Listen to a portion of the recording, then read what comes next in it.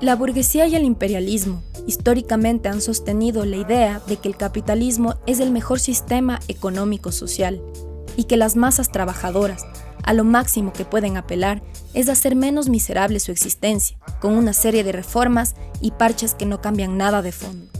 El movimiento obrero ecuatoriano se halla desarticulado, desorganizado y fragmentado. Casi no existen sindicatos en el sector privado, después del desmantelamiento provocado por el gobierno de Rodrigo Borja.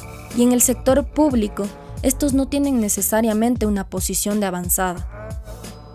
El auge del posmodernismo y la caída del muro de Berlín situaron un discurso anticlasista, tratando de reforzar la idea de que ya no era posible una revolución y que lo máximo que se podría hacer es impulsar formas de resistencia identitaria ante un supuesto fin de la historia y la lucha de clases.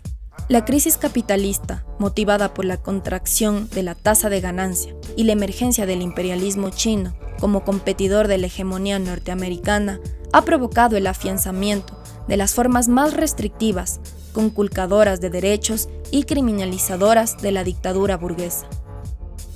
Hace varias décadas, el movimiento obrero no consigue reivindicaciones importantes y, lo que es peor, su proceso de politización se ha visto seriamente afectado. Los embates contra la clase trabajadora no se han hecho esperar. Los procesos de flexibilización y precarización laboral han sido impulsados tanto por gobiernos neoliberales como progresistas o socialdemócratas. Esta situación se ha agravado aún más con la pandemia, que ha sido utilizada como la excusa perfecta para acelerar medidas contra los obreros en todas partes del mundo. En Ecuador se han perdido más de 1 millón de empleos, se han desarticulado sindicatos, se han rebajado salarios, no se pagan ni las utilidades, con una complicidad directa del Estado. Sin embargo, los trabajadores han luchado ante ello y han gestado importantes rebeliones populares contra el sistema capitalista imperialista. Hoy, más que nunca, se vuelve impostergable la construcción de una corriente roja en el movimiento obrero, que defienda y amplíe sus derechos, pero que especialmente se plantee el problema de la revolución. Para defender sus intereses de clase y desmarcarse del tutelaje de las clases dominantes, los trabajadores deben desarrollar sus propias organizaciones. En Ecuador, el movimiento obrero ha sido utilizado y ha recibido influencia de instancias ajenas a sus necesidades de lucha. Varios de los primeros gremios de artesanos y obreros fueron impulsados por la Iglesia Católica. Posteriormente, los liberales crearon la Confederación Obrera del Guayas para contrarrestar el peso tanto de conservadores como de las sociedades de cacagüeros, carpinteros, ferroviarios y especialmente de la FTRE, quienes criticaban el sistema imperante. La primera central sindical que se creó fue la CEDOC, de inspiración católica, que buscaba la armonía entre obreros y burgueses. Incluso la CEOLS, creada en los años 70, fue impulsada por la CIA y el imperialismo norteamericano como parte de la Alianza para el Progreso. De ahí, organizaciones como la CTE, UGTE y la CEDOCUT han sido ramificaciones de los partidos revisionistas y reformistas, bajo una línea burocrática oportunista, clientelar y colaboracionista que jamás ha situado en la clase trabajadora la necesidad de la revolución. El FUD, creado a finales de los 70 como unidad de varias centrales sindicales, ha seguido la misma lógica, pactos con los gobiernos de turno y que sus dirigentes se sigan enriqueciendo a través de la representación jurídica de las organizaciones obreras. En el gobierno de Correa se crearon varias organizaciones de corte empresarial y oportunista como la CUT, el Parlamento Laboral Ecuatoriano y la CSE, para desclasar y fracturar aún más al movimiento sindical. La clase obrera no puede seguir marchando a la cola de los partidos burgueses electorales, se denominen estos de izquierda o derecha, y tampoco mendigarle nada a ningún gobierno. Es imprescindible forjar un camino propio. No es posible que las organizaciones obreras sean usadas por el reformismo para pactar o transar puestos para sus dirigentes caducos. Solo en los últimos 20 años, estos partidos y las centrales sindicales apoyaron a los gobiernos de Gutiérrez, Correa y Moreno. Para llegar a una lucha política, es indispensable trascender la lucha estrictamente económica. Vladimir Ilich Lenin acertadamente sostenía que todo lo que implique rebajar el papel del elemento consciente y la ideología comunista en la clase trabajadora significaba someterla a la dominación de la burguesía. La lucha económica necesita una dirección política proletaria, tanto para efectivizarse en reivindicaciones concretas como para hacer la revolución. En el primer caso, si las organizaciones obreras no comprenden el funcionamiento del sistema capitalista, el papel que cumplen las instituciones burguesas y la necesidad de su independencia de clase, no podrán enfrentar las diferentes arremetidas de los capitalistas, confiando en las soluciones que les proponen y creyendo una y otra vez en sus tretas. Además, les bastará con generar estrictamente organizaciones sindicales que busquen simplemente hacer menos sufrible y miserable su situación. En el segundo caso, si no existe una línea y una dirección consolidada, no podrán enfrentar de manera sofisticada y sólida a la clase dominante para provocar su derrocamiento. La prevalencia del economicismo ha postergado y limitado la lucha del proletariado. Esa es la política del reformismo. Para ellos, los obreros simplemente deben limitarse a adquirir mejoras en su situación y deben dejar la lucha política a los políticos profesionales.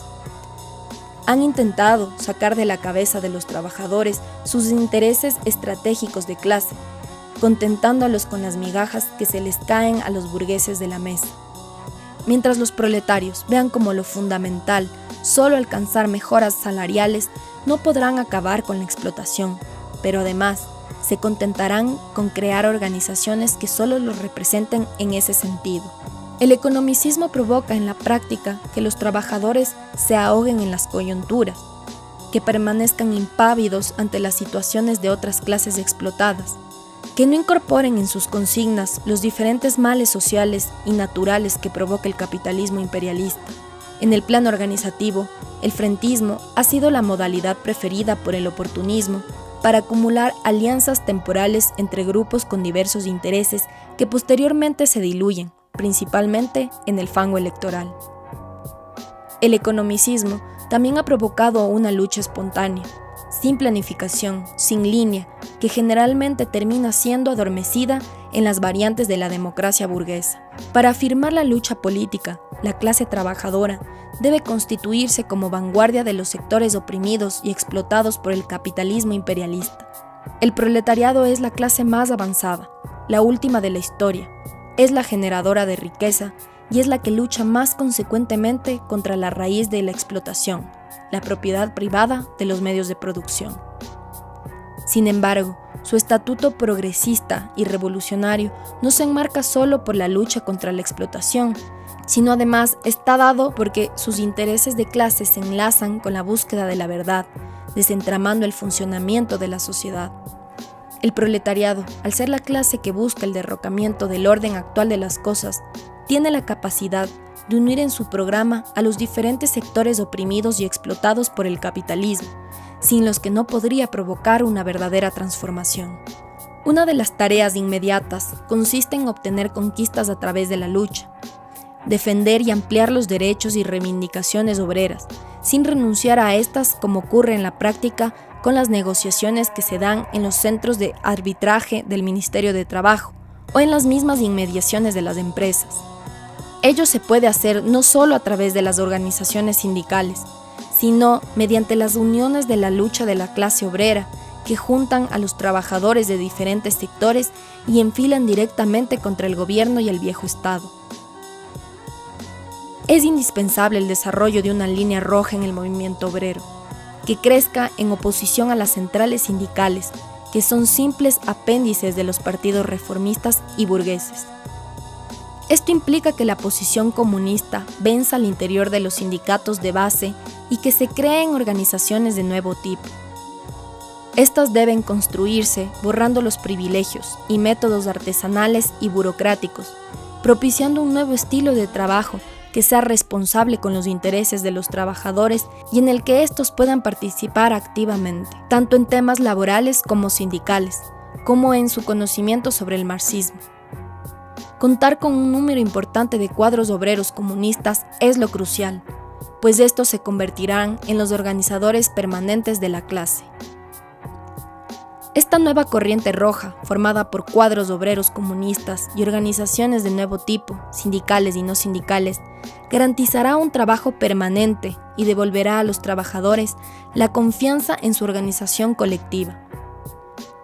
Al contar con el marxismo como ciencia y guía, los trabajadores podrán establecer mecanismos efectivos de lucha, que por un lado cuiden a los compañeros y no pierdan su trabajo y obtengan a la vez reivindicaciones concretas.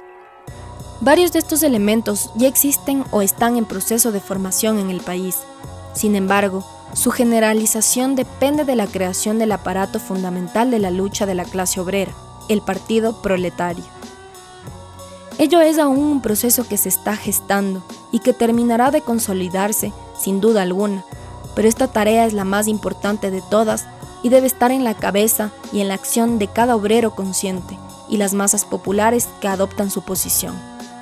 Ello marcará un desarrollo cualitativo en la lucha de clases del país. Por el desarrollo de una línea roja en el movimiento obrero ecuatoriano, este Día del Trabajador nos movilizamos. La rebelión se justifica.